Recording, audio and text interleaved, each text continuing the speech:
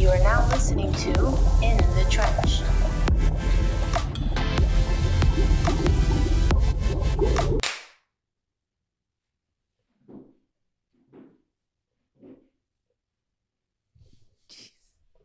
It's been a long time. It's been a while since we've done an in-person interview. And for those of you watching, first of all, welcome back to another episode of In the Trench. I've already mentioned it in previous episodes, but we now have a genuine audio setup. What do you think, Nicole? I really love it. You guys can actually hear Nicole now. But we have to see what's... We need to clean up some stuff, but don't worry about that. Yeah, don't worry about that. Motley. Hey. Or I think you have to be a little bit closer to the mic so people can... You got it. There you go. So, what's your name? Other than Motley. Well, my real name is Hernan Rodriguez, originally from Venezuela. Like I said, I gotta apologize for my accent. My English is pretty fucked up, but I think we can make it work. Yeah, people call me Motley. Nice. Well, Motley is actually a family friend, and from what we understand, you're one of the most interesting people that there are around. Well, yeah, I have a very interesting life, if you can say it, I guess. I'm a musician. I used to be a professional fighter. Come in a little bit closer. Yeah. I was a musician. Like I say again, I was a musician. I used to be a professional fighter and done all kinds of crazy stuff in my life, I guess. And you fly planes? I did fly a plane yesterday. Unbelievable. So yesterday, you had a concert yesterday, right? Say that again? Did you not have a concert yesterday? No, I just was drinking and practicing and stuff. I was flying. playing. Yeah, I was playing the whole weekend on Sunday. Today is a Tuesday. Am I allowed to say that? Is it Tuesday? Yeah. Okay. Listen, I thought today was Thursday for the longest time. Okay. I've been completely out of whack. Yeah, 2 days ago I have two big shows, and yesterday was like a rest, but then I end up flying a plane. No, no. And Yeah, no like big you deal. do, as you do. So yeah, that's my life. Well, that's not just your life. There's a lot more, right? A little bit more of that, yeah. So let's start with the professional fighting part, because I'm a huge UFC fan. Nice. I got Nicole to start watching.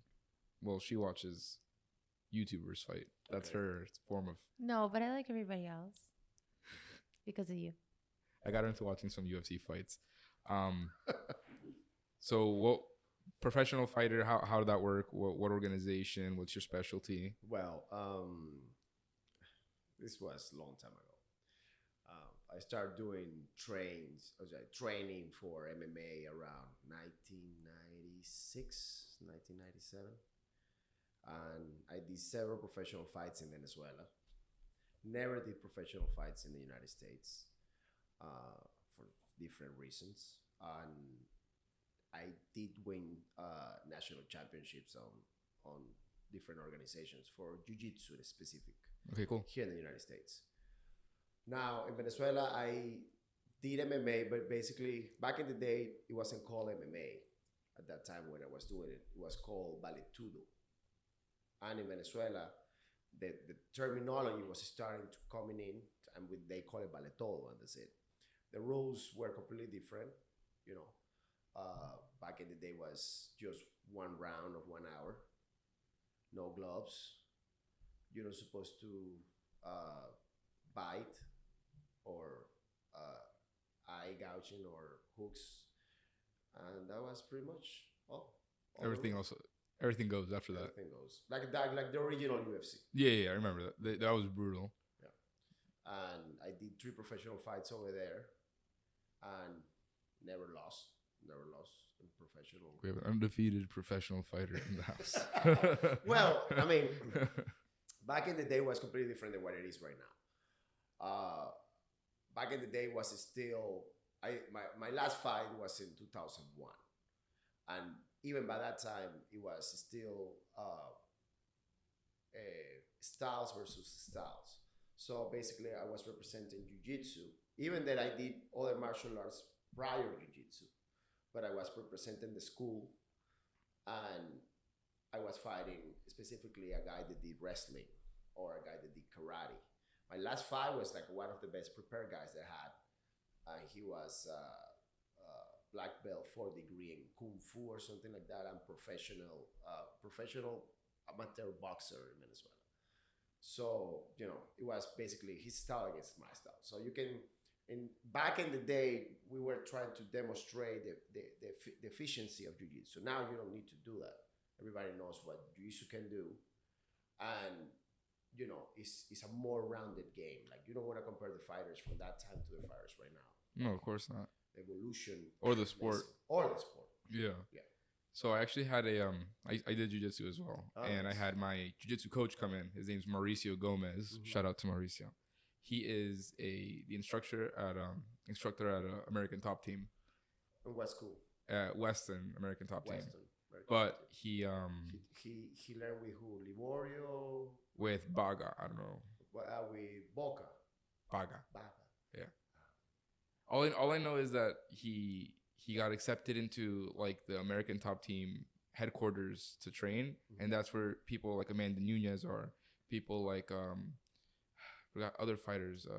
There's some Jorge Masvidal trains there, and he's in the process of training with them. He spars with them. He rolls with them, and the whole goal for him is eventually to get into UFC as well. Of course. So we were talking about what the most important basis for MMA is. So in my opinion, a good jiu-jitsu / wrestler will beat a boxer any day in an MMA fight, because all they need to do is get them to the ground, and if the boxer doesn't have a good ground defense, game over.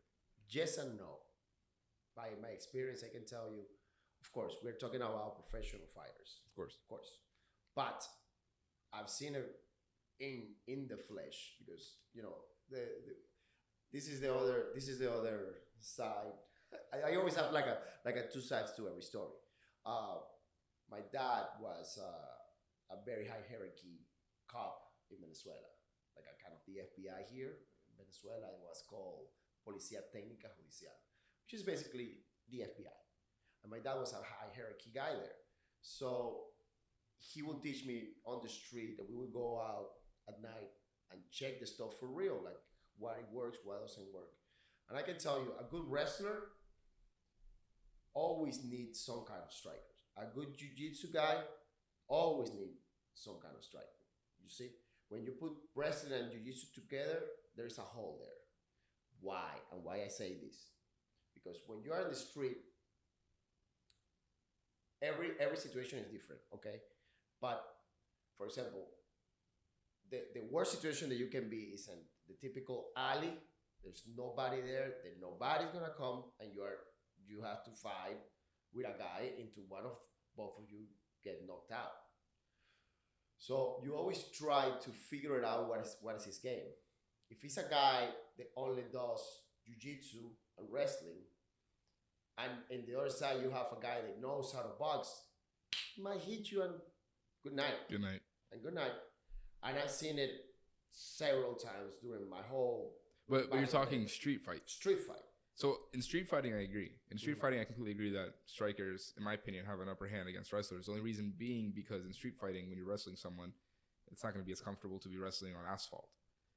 Versus in the MMA world, I feel like you have, if a jiu-jitsu, in my opinion, if a really high-level jiu-jitsu wrestler has medium striking, but has really, really good takedown offense, if they just focus, like Khabib.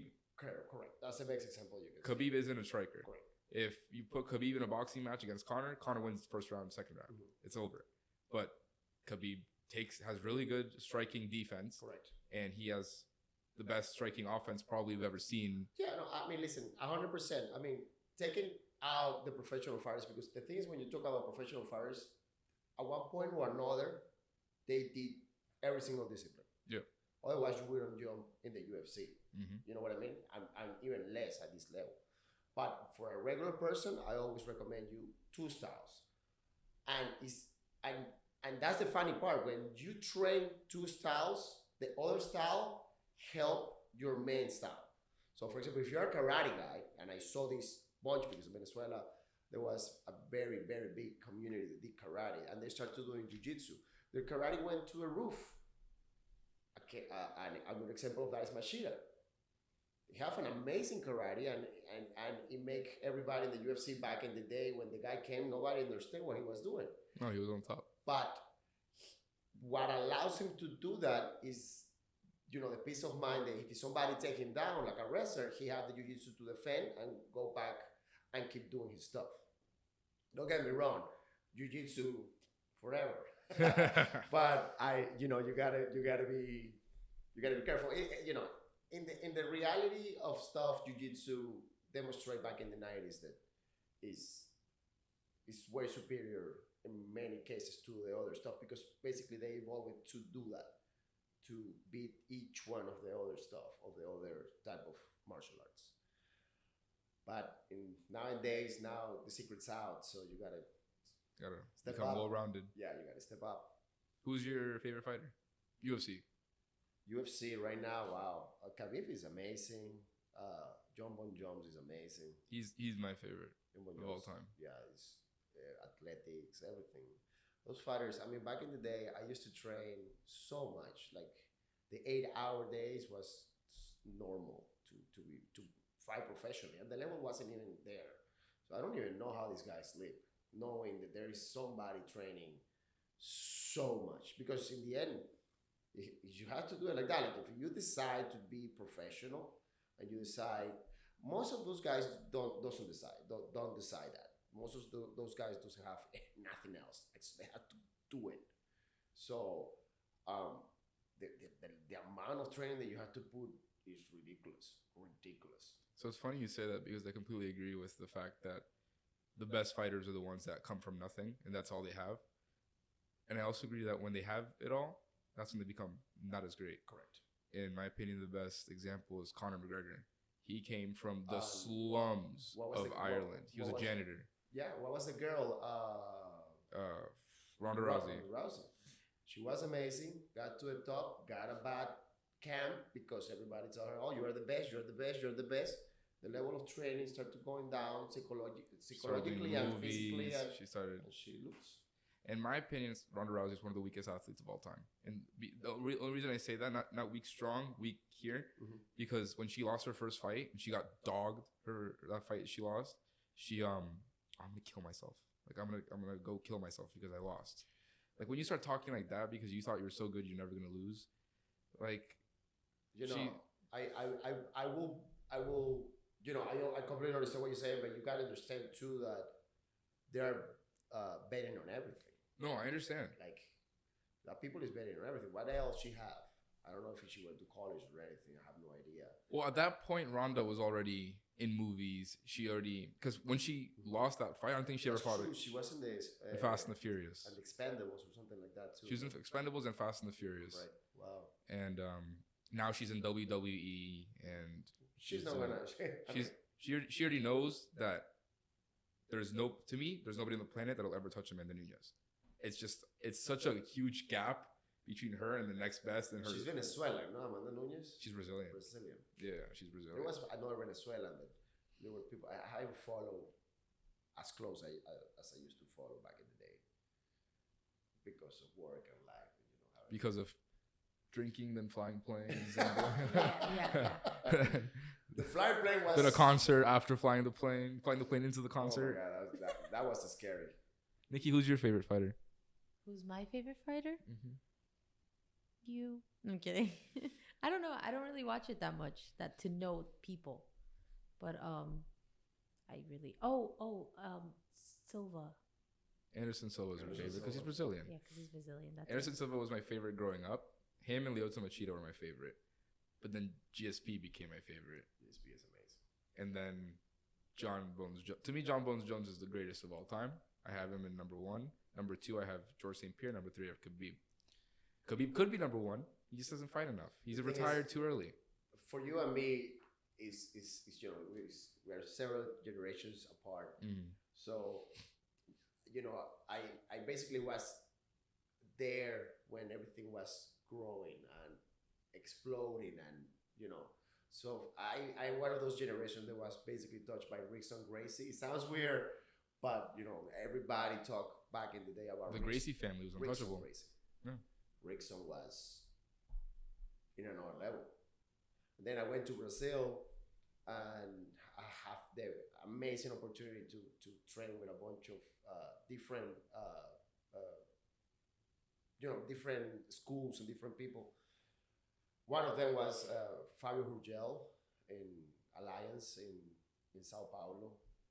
And, you know, when Fabio Hurgel tells you that he went to train to check Rickson Gracie, and the only thing that he learned was how to tap. But that time, Fabio Hurgel was, you know, he never lost at that time when I went to train. After that, he lost with Margarita for the first time ever. But, you know, Fabio Hurgel is one of those legends. And him telling you that, you're like, whoa. Because the Gracie family, they were in the future. Like they were the ones. They were the ones who pioneered modern day jiu-jitsu. Mm-hmm. And their camps are still like regarded as their best camps around. Like there's a Gracie camp in Weston, there's a Gracie camp in, I believe, in Fort Lauderdale. There's one in Miami and North Miami. Pedro Valente. I trained with him, an amazing teacher too. You still roll? No, not anymore. I should, but well, bar fights doesn't count. But I roll. I roll as much as I can when something like that happens. I remember when I came to the States, the American top team wasn't established there. And my teacher from Venezuela, Francisco Salvador, is a very good friend of Liborio and, of course, Fabio Hurgel. So I came here and we went to train with the guys, you know, because that was basically the Carson Gracie team. They got separated and they formed the Brazilian top team. And then they came here, we helped with some American people and they created the American top team. But the American top team wasn't established yet. And it was called Boca Black Belts. And it was in Boca Raton. And it was a small school. And you will go there and everybody was there. It was just black belts? And the best of the best. Like we're talking about Jeff Monson, Liborio, Marcel Ferreira, counted several fighters from the UFC, several fighters from the Pride, all of them there. And, you know, we roll with them. They let us roll. They knew that we were from the people from Venezuela and Marcel Ferreira was there. Marcel Ferreira went several times to Venezuela. And he actually was my coach for my third fight. And just an amazing experience to roll with that type of athletes. Because, you know, each school is like a different athletes. You see like the Carson Gracie, which is American top team. They are all in shape. It's, you know, like a competitive, like the sport, like super hard. The Gracies are more like to the self-defense. So you see that they're more lean, you know, they're more for like the self-defense for like day-to-day stuff. The Alliance are super slick. The Barra Gracies are super technical. Like, I mean, each school have something different. I was lucky enough to train with several different guys from different schools. It's very cool. And I'm sure that helps us segue into how your fighting helps you as a musician in a band. Well, because you're in a few bands, right? And yeah, I've been in several bands. Now we have to always talk about before and after COVID. Okay. So before COVID, I was playing with like 12 bands. Well, what do you do? Are you a singer, musician, bass player? Now I'm a singer too. Now you're a singer. So COVID, I had to, work. Let's keep a tally on the board. Singer, bass player. Any other instruments? Not for now, but okay. For now, no. Singer, bass player, accomplished MMA fighter, pilot, and Corona drinker, and a Warhammer fanatic, which we'll get to in a little bit. Oh yeah. Can't wait for that one. Well, but and he's bilingual. Trilingual.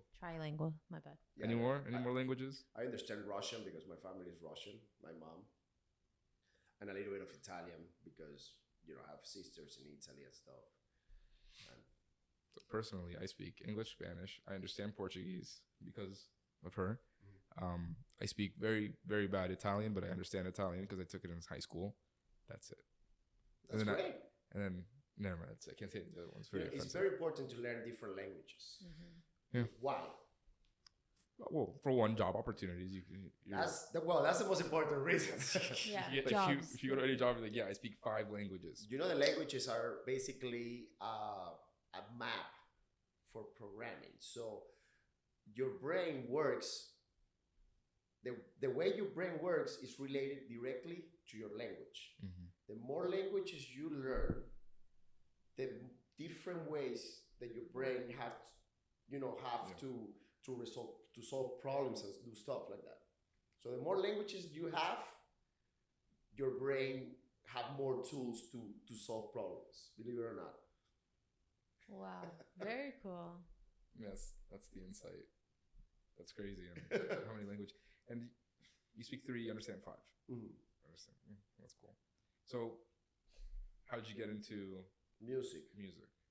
Well,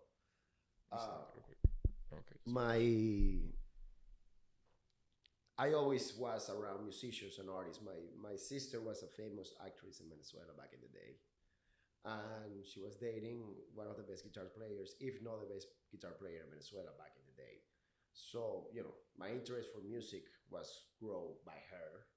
She showed me all kinds of different music, mostly American rock and derivates from there. Because in Venezuela, everybody basically just listened to Latin music, like salsa, merengue, and stuff like that. But she introduced me to rock, to different type of rock, and to different stuff. And of course, it started growing and growing and growing.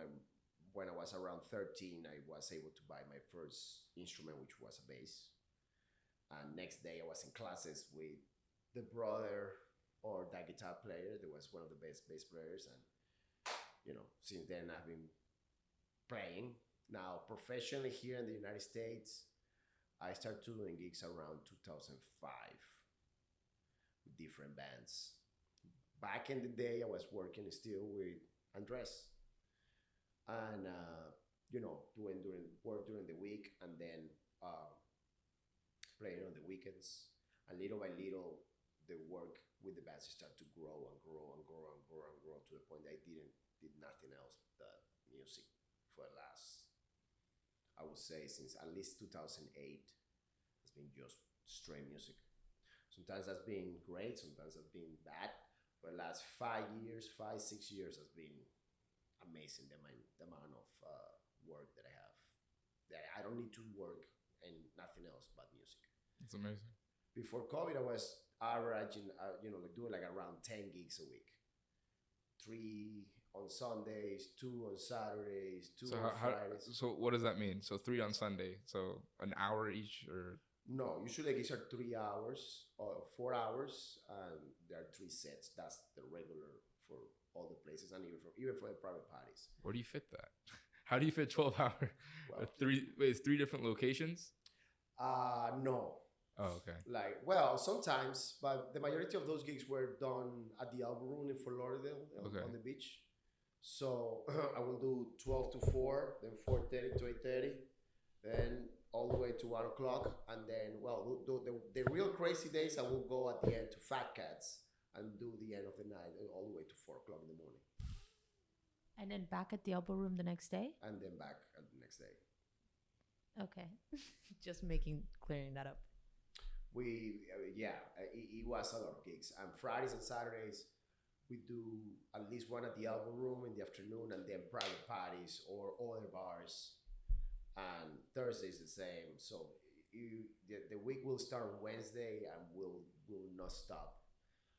At the beginning, it was too crazy because when I recently entered into the album room, because it was very chaotic. The singer that we have over there, amazing singer, and with that charisma through the roof. But we will drink too much. Like, I will be for the whole week drinking, and by Monday, I will try to remember what if I actually eat something on the week, and I couldn't tell you if I did eat or not. No way. Jaeger. They did numbers, and they were saying like we were drinking around 10 shots a set.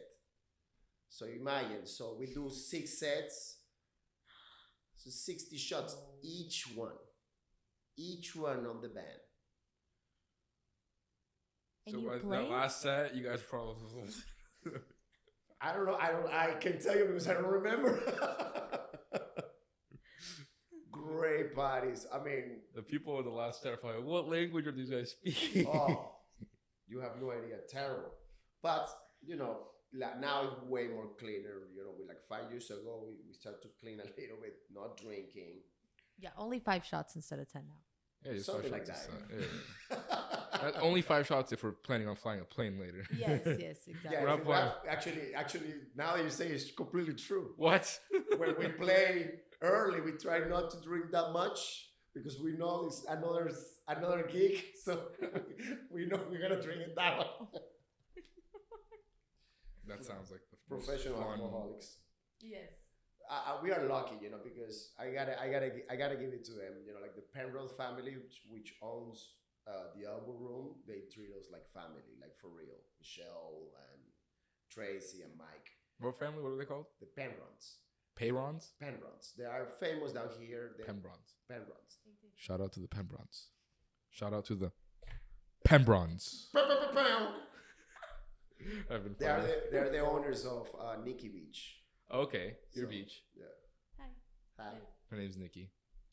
That's my nickname. So yeah, they have been forever here. Everybody knows when, you know, adult people knows Penrons and on South Florida. So, have you ever played with anybody prominent or controversial? Several controversial people. Yes. Oh, I get Let's it. start with the most controversial. I don't know how. Well, you cannot say controversial, but you know, like. Well, you know, the most R-rated. Yeah. Oh, so you want to go there? Yeah. Yeah. I got a tip that there might be an interesting R-rated story. My person. good friend, Del Ruder, is a super famous porn star. One of the very You can say it again in 3, 2, 1. porn stars. Porn stars.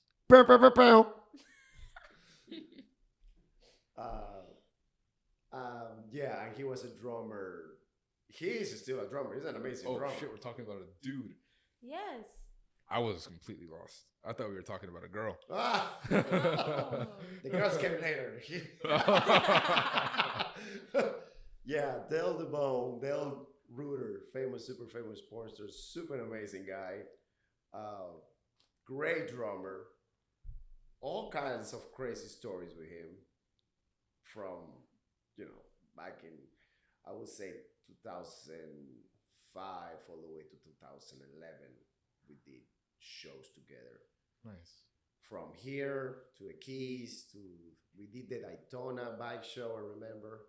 We did it with Mike Jablonowski, which, you know, everybody call him Dallas, and Andy Barrow, which is an amazing guitar player, producer.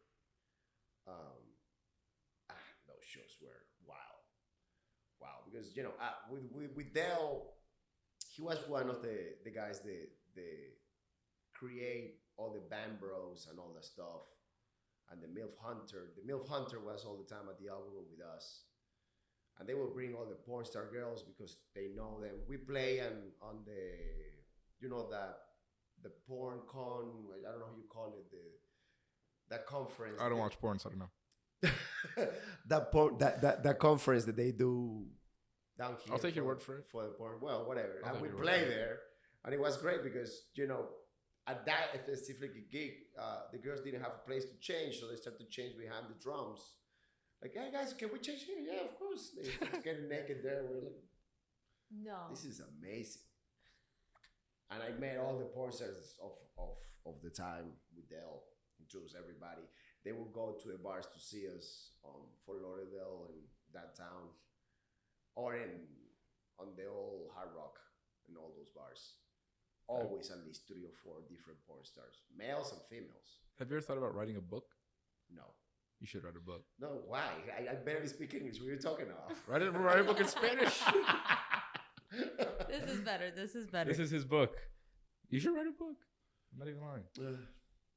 I mean, just in the last 30 minutes, we've covered a generation of MMA fighting, rock star life with porn, the most famous porn star ever, with New City every night, 60 shots a night. I'm about to ask you how the hell you got into flying, why you got into flying. Were you bored? You're like, what else can I do? I don't get it. I don't know how to fly. You were flying a plane yesterday. Yes. Exactly. Who lets you fly a plane? The guy that was with me. You want to fly? Fly. And he just walked away, and I was like, okay. Oh, you were by yourself? Yeah, in the plane. Like, in the controls, yeah. Wait, but did he guide you how to get off and how to land? No. That man has too much stress. No, I didn't land at all. I just fly around my... So you jump off? Like, what do you I fly... He just flew. I fly on top of Miami. So how'd you land? The guy landed. The guy landed. That's what I was asking. I thought it was Yeah, no, it the was guy alone. No. The guy landed. Oh, but you flew around. Like a lot. Yeah, but imagine. How many drinks in your system? The only thing he explained me was if I turn, it's gonna go down. So I gotta pull it so it goes out every time I turn. So I start to turn around and go. I went 995, then turn around, went to the beach. I might have seen him yesterday. I turned off the engine by mistake. Then I turned it on again. Oh yeah, minor He problem. went down No when problem. I did that. So then I turn it on and then pull it. I mean, Yeah, like you do. Yeah, I'm not gonna fly a plane with you. He might just be flying the plane. So was it yesterday your one time flying a plane? Or have you done it before? no. Well, I've done. I'm scared of planes, but I can do it. I just do it. I've done crazy stuff back in the day in Venezuela. Listen, if I was scared, I'm scared of my snakes. dad. I'm not gonna go handle a snake. You're scared Why of not? planes and you go fly a plane. Well, this is the situation with me. I never learned to say YOLO. no Yeah. to anything. So good friends of mine, they trust. They tell me, "Hey, do this," and I'm like, "Okay." I can't wait to see what else he's gonna post on his Instagram next week. Yeah. Skydiving off of the Empire State Building. If your friend asks you to do it, like, There's just stories that there's just stories. I would tell you stories in Off private air, off air. of stuff. Oh my god, you can't do that. There's some stories that I cannot say. Legally. Okay, don't worry. Don't worry. It's okay. just a quick recap, because I'm gonna add time cards at 33 minutes. So we could, like, during the video, be like, if you want to skip forward to the porn stars, you want to skip forward to irresponsibly driving airplanes, or skip forward to MMA, we could go. Mm-hmm. I've been very interested into something you're very excited about, What? which is Warhammer. All right. Okay, so there's is it a board game? Is it what is it? A video game? Is it because I want to first explain what it is. All of the above. Yeah. So Warhammer 40,000. It's 40,000 or 40K. Either one. 40K. Well, 40K. in fact, there's 2 setups. One is called Warhammer Fantasy. Well, now now I have another name because they basically redid it. They destroyed it and created like a new setup for that game. That one is basically based on the Lord of the Rings directly. So you have basically the same races and all the stuff. It looks like Warcraft. Everybody knows Warcraft. But the funny thing is that it doesn't look like Warcraft. Warcraft looks like Warhammer. Warhammer's older. It's a story I can explain you the whole thing. Because the reason with me, I'm an artist. I love Mhm. art. So if I see something that's like cool, grabs my eyes, I want to know about it. And there is a YouTuber. I wish I have his name. I'm gonna link it. I'll put a description. There's a video he made. He's an animator. He made an animator about Warhammer 40K. He made like a 3-part short. He did everything by himself, all the animation by himself, and it looks crazy. What is the name of the animation? That's the thing. I'll show you after. Because if you YouTube Astartes. Yes. Astartes. Astartes. Astartes. You seen those animations? Yeah. It's insane. The dude, was one person who did all of that. And have you seen Loss of Hope? he did everything he did. I saw. Have you seen Loss of Hope? This is the thing.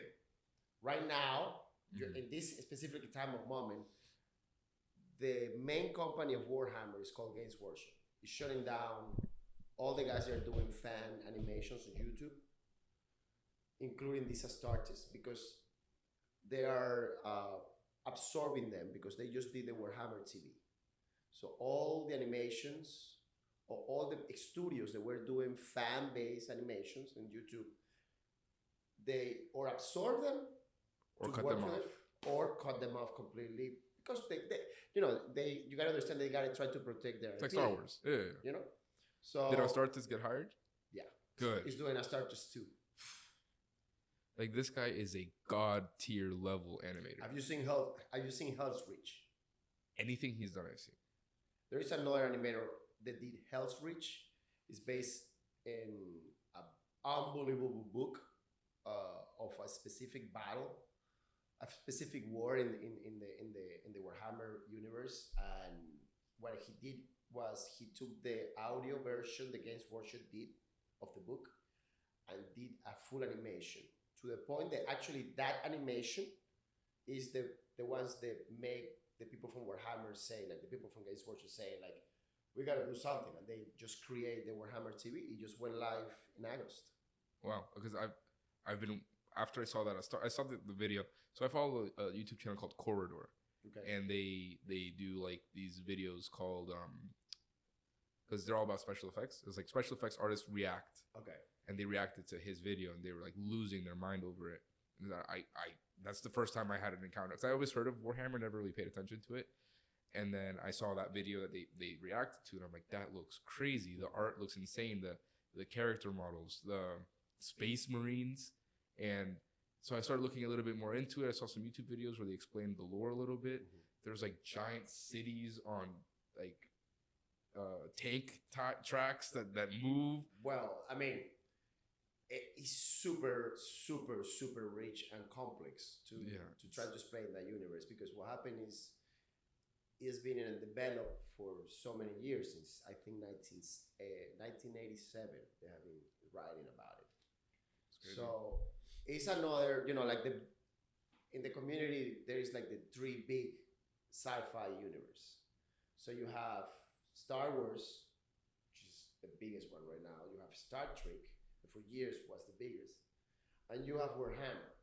All right, those are like the 3 big sci-fi. There's another ones, the BattleTech, and there's several other ones. Warhammer specifically is the most. How to explain this? There is a meme that explain this perfect. Like when you are a kid, you want to be a Jedi in Star Wars, all right? Mm-hmm. When you're an adolescent, or maybe even all the way to college, you wanted the universe to or society works as Star Trek, Federation and stuff, really nice. You don't want to be Warhammer. So I understand that a little bit, because every video I see, the Space Marines are like highly tortured in every aspect of the way. Everything is like horrible. Earth is like, I know Earth is like the main basis where everyone came from still, but there's no water on Earth. There's no resources. It's just one Earth. city. It's just one huge ginormous city run by like the king or whatever you want to call the emperor. Correct. And everyone else like slaves around. Well, there's to talk about Warhammer and the lore, you got to talk about Doom. It's pretty much based on the novel, and the original novel Doom. There's an emperor. Of course, when they create Warhammer, they took stuff from every single universe and they put it together. That's why it's so rich. But they did it in a very intelligent way, in which it's still a parody, because in reality it was a parody of everything. But they make it so logical that when you see it and when you read the books, you are like, we're going there. Yeah. Like humanity is going there. Like it's not, there is a part that might be fantasy, but humanity is going there. Like, In terms of the barren earth with no resources, I agree. that's nothing.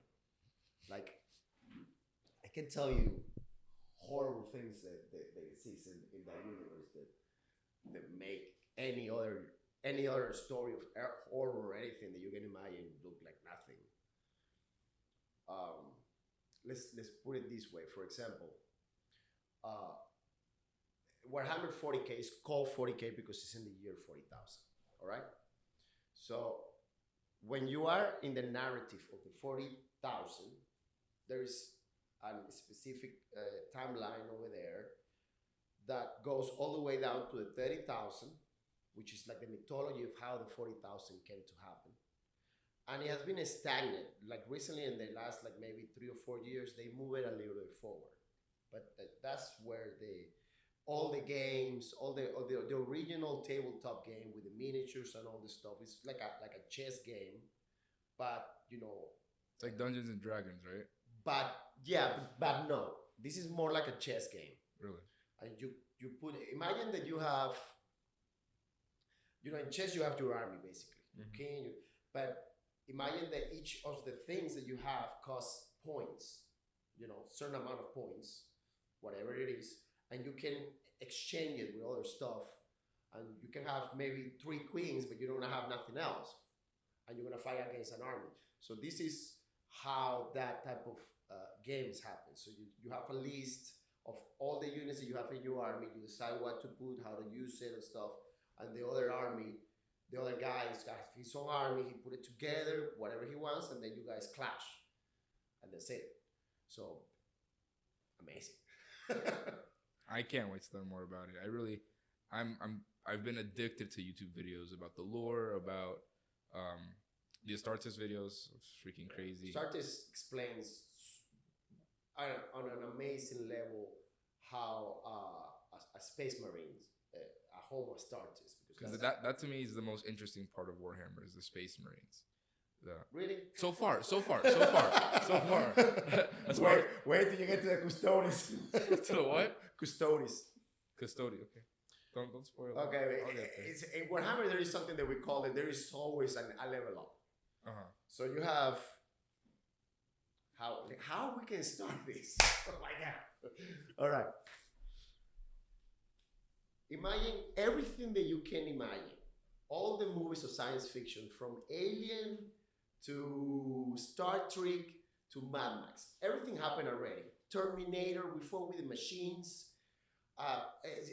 Anything that can happen already happened in Warhammer 40K. Okay? And the humanity got to the worst point in history, where planet Earth was like Mad Max. Like the last Mad Max? Yeah. The whole planet was like that. Barren desert. Barren desert because of nuclear war. Everybody, like radiation poisoning. Some warlords, they have power, fighting. A complete disaster. So how'd the wizards come out of that? This emperor suddenly appears, and he starts to unifying people. He creates a group of modified warriors to help him to do this. All right, and he have like a 2 type of warriors with him. One, they were called the Thunder Warriors. They were humans modified genetically just to fight. And he have like his personal guard. They were called the Custodes. Completely different than the other ones. These ones were in gold, when the Thunder Warriors were in armor, in flak armor they call it. With guns, the basic gun of the Space Marines was used basically for these guys too. It's called Bolter. Bolter is not like a projectile, it's not like a gun that we know. It's pretty much, if you think about it, it's like a missile launcher. Because the bullets are 20 20 millimeters or 28 millimeters, and they propel themselves and they explode. So ridiculous weaponry, and he decided to unify the whole Earth, because we were at that point. He decided, like, I gotta step in, otherwise there's not gonna be any more humanity. So he tried to do what he wanted to do is unify the Earth under logic, no more religion, and try to stop all the problems of religions and of obscurantism, or how you call it, darkness. Try to make it light, like we need to rule humanity through logic. That was his stuff. To the point where he actually did it. In the process, he realized that there were other planets, because this was the lowest point of the humanity. The highest point, we have a federation with other alien races. So we have planets. We haven't colonized planets. And that was before Mad Max or after Mad Max? This is before the Emperor, because this is the thing. So we were to a super high, and then and we went down. And when we were about to get his thing is when this guy appeared. So this is the year 30,000. So from now all the way there happens all the stuff that I was telling you. So from 2020, all the way to 40,000, 30,000 something, we have wars, all kinds of crazy AI, alien wars, evolution of the human race. So the humans were able to, the humans start to become psychic. So the evolution of the humans start to really happen. So people, they start to read in minds and having strange powers and stuff like that. Then we discover the warp, which is basically like a fifth dimension. Fifth dimension is right next to us. You shouldn't call it dimension, because in reality, physically, we know there exists 13 dimensions already. So this is not, we shouldn't call it a dimension. We can call it like the next parallel universe. It is intrinsic to us. So basically, all the souls are feeding from that side, and that side is feeding from all the sentiments and all the stuff that we create.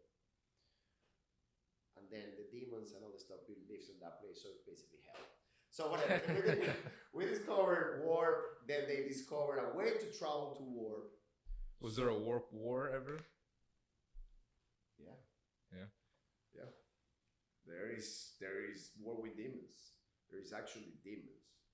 And that's the best, for me, that's the best explanation of the real hell, the real stuff.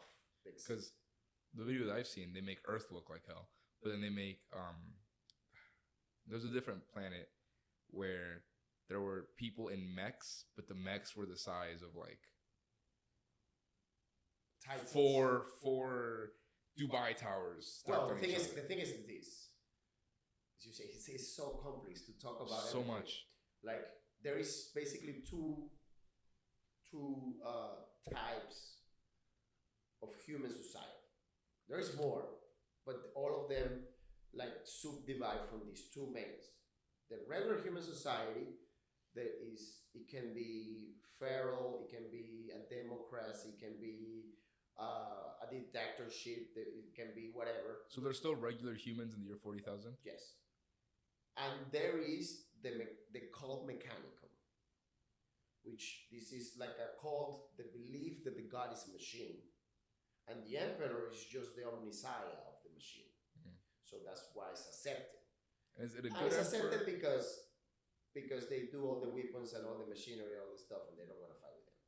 So they are based on Mars, mm-hmm. and the rest and the other humans are based on Earth. So it's basically that's the main place of the Imperium is Mars and Earth. Mm-hmm. And from there, you have subdivisions too.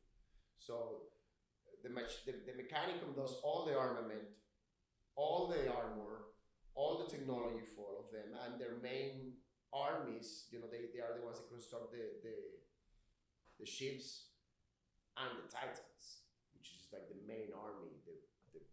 exist in the 40K forming period. Like you can have Space Marines, and the Space Marines are amazing, and they will. It's like a scalpel to whatever they need to do. But So what is a Space Marine? Are they genetically modified as well? Yeah, but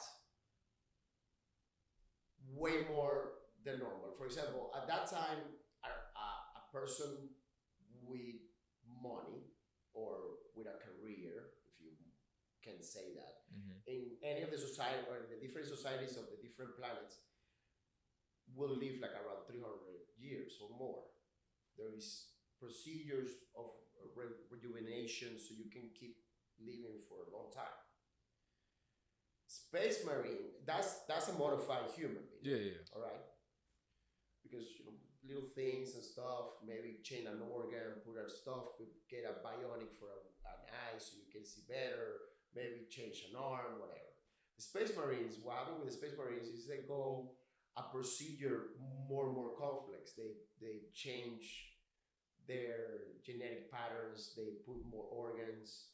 So you can have, usually they recruit those guys when they are like 15 maximum, 15 years old. And they start to put all the information that come from the Primarchs. That's other part of the story. And okay, let's start from the Primarchs.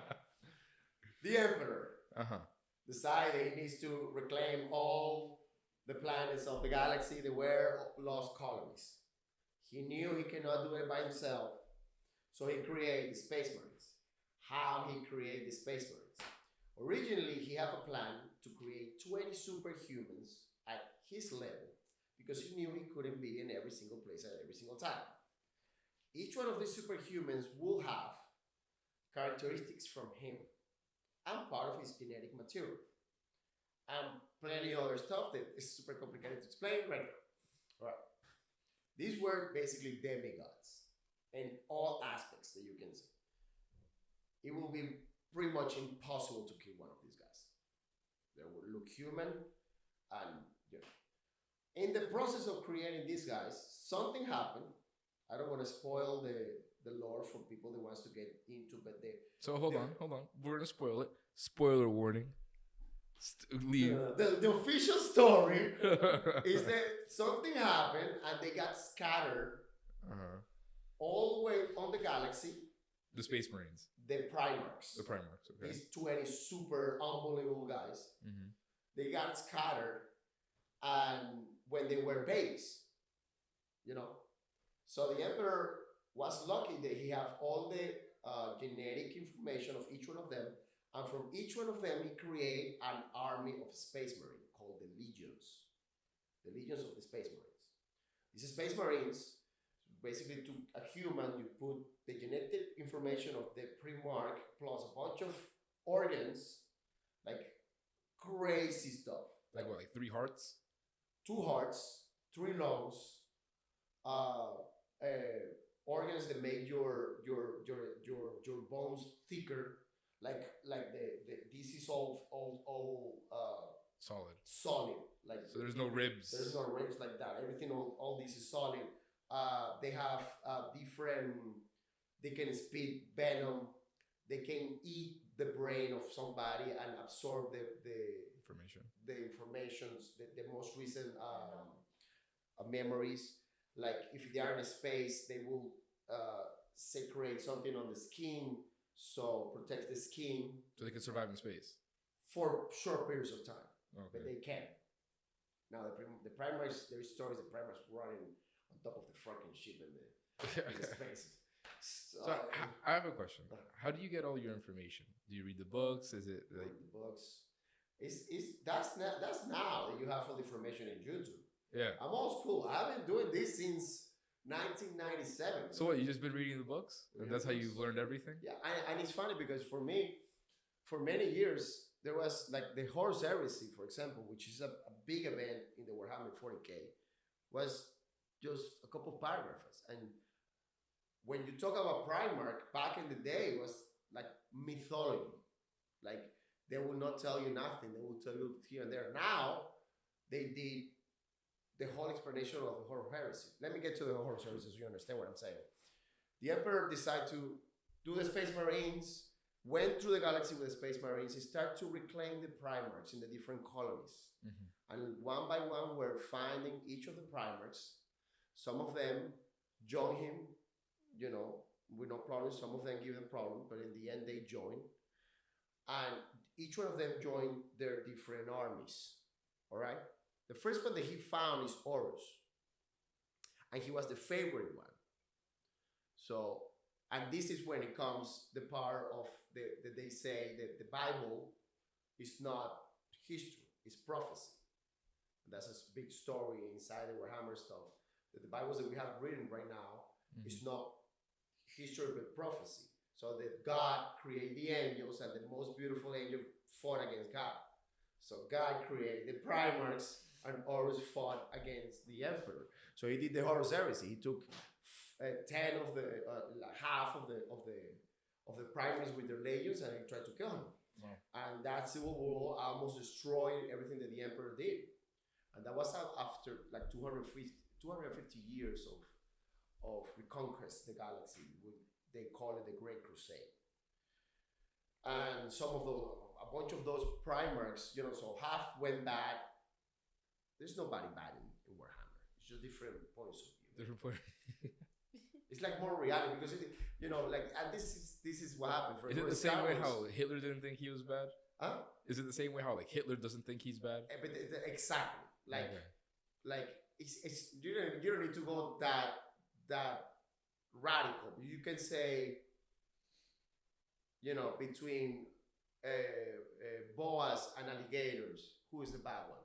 No, they're just trying to survive. You know what I mean? Yeah. So it's the same. You have different races in a universe and everybody's trying to survive. That's it. And that's why it's so precarious for the human race, because we are surviving. We're not thriving. We are surviving. Even with those things that I'm telling you, we're talking about demigods. We're talking about weapons that will destroy a planet. And actually, a planet is destroying Warhammer like nothing. Yeah. Like in any other story, you destroy a planet, oh my God, we destroy a planet. In Warhammer, it's like, okay, we lost another one. Good night. How many people we lost? Almost a trillion. That's okay. Warhammer's so cool. Warhammer's so cool. Have you played the games? Yeah. Have you played what kind of games? I have a big collection. I have Instagram for my collection. You have an Instagram dedicated to your Warhammer collection? Just for my collection. Yeah. What is it? Motley's that Warhammer 40K. It'll be in the description. In Instagram. Well, that's where I'm gonna.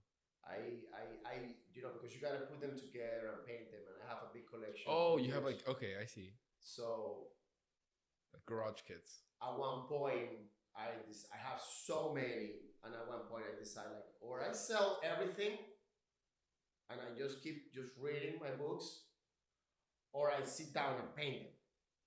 So I start to paint them, and I realize that they're never gonna get as good as I wanted. So I just start to doing commissions. So I contact some of the best painters on the planet and send them pieces, and they paint it for me. Awesome. I forgot what I was gonna ask. It was about painting, miniatures, Instagram. I completely forgot what I was gonna ask. Really? Oh, are there any like super crazy monsters in Warhammer? That's what. Because we keep talking like all these mechs, humans, demigods, bro. They're like, how you like them? oh, I like them scary, big and scary, lots of teeth. Imagine this. You saw tentacles. You saw the movie Alien? Yeah. Okay. The xenomorph. Worst. The xenomorph queen. That's nothing. The xenomorph hybrid with imagine the predator. Imagine this. There is a race in Warhammer called the Tyrannids.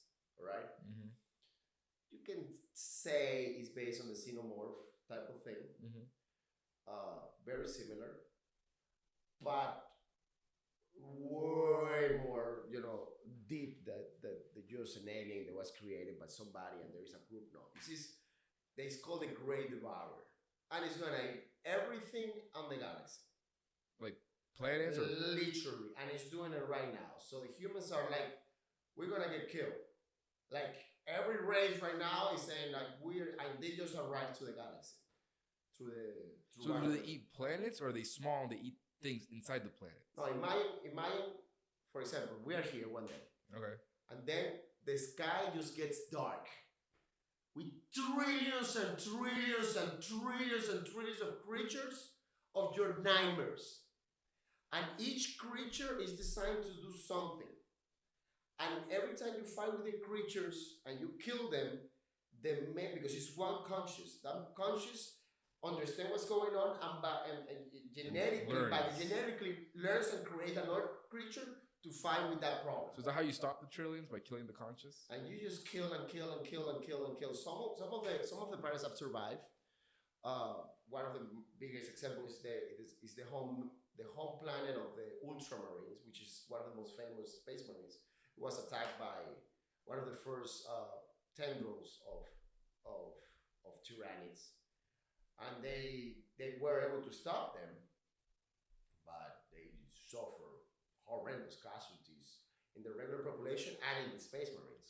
So the Tyranids leave, like, no, like, they eat the whole planet. No, but like, with the Ultramarines, they realized they were going to lose that fight and they evacuated? No. So the Ultramarines were able to just kill everything? Everything.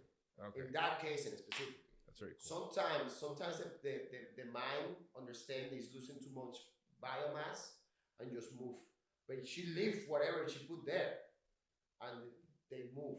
But if the mind dies, does everything die? But there's no way to kill it. How is there no way to kill it? Because it is each of the big ships, which is another. All of them are like cousins. Like it's like a race, and they created from the smallest things to the biggest thing. They're all interconnected, and it's part of a cell of the main consciousness of the thing. Of course, there is certain, like they say there's a Nord Queen. They give information, but they have 5 different Nord Queens that they have killed them, and this stuff is still continuing. So are the Tyranids considered the biggest threat in Warhammer? One of them, yeah. You have the Tyranids, you have the Necrons, which is one of the original races that start to waking up after millions of years. It's a race that got to a level of technology unimaginable for any one of us, to the point where they were in a fight millions of years ago with the old ones that create all the little races. And actually, basically all the races that are in the galaxy right now were created during that war, because they went to war with these Necrons. They were called the Necrotier. An unbelievable amount of technology, to the point where they actually discovered there were entities on the centers of stars. So these entities, they were able to grab them and give them, like a body, and they create the Citan gods. One of the most famous Citan gods is death. That's why all of the races in the universe see that image and they fear it naturally. Like the death with the os and stuff. Yeah. That's where that fear comes. And it's funny because you dress like a dead and come and show yourself to the dogs. You're gonna fucking run away. all I've gotten from this conversation is that if I don't want to be in that world, in that universe. I'd rather be in Star Wars. But if I was in that universe, I'd want to be an Ultramarine. I don't want to be a Space Marine. Fuck that. No? Oh, are you crazy? Who would you want to be? Nobody. If you had to pick. You are in Warhammer. Yeah, you had to pick. This is the thing. I started Warhammer and I love the Blood Angels. Yeah. It's another Space Marine race. Another Space Marine army. Yeah. Since I saw it, I fell in love with the guys. I have a huge army of Blood Angels. I love the characters. Some of the best characters in the game. Are they immortal? Nobody's immortal. except for certain specific guys in the Warhammer lore. But But they live. They have really long lives. 1,000 years. Yeah, like the actual chapter master right now, the chief of them, have been in command of them for like 1,100 years. So the guy's like 1,500 years old. Dante. And right now something happened with the lore. I told you they moved this story forward.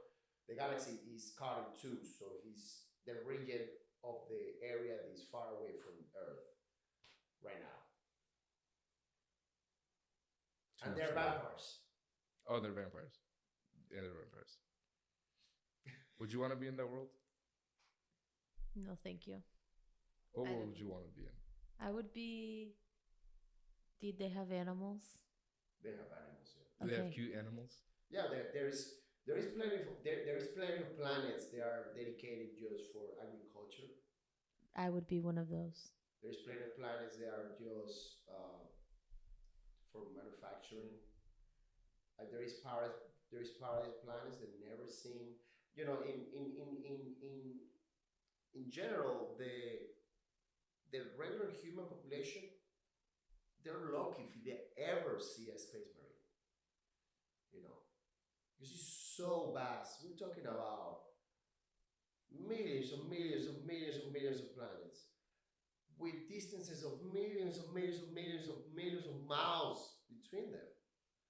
And there is less than one space marine per planet if you put them all together. How is your less? So half a space marine per planet?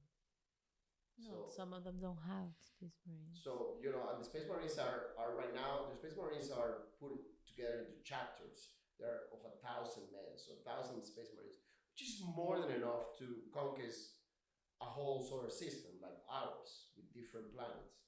1,000 of those guys with the ships and the weapons that they have, you gotta understand, they are modified genetically not just to be strong. They're modified genetically to be sharp, to be more intelligent, to be able to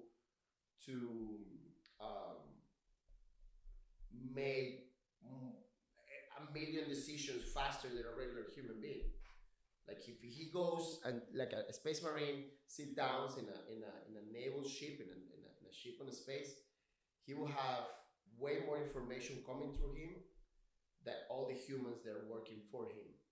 So he can take decisions faster.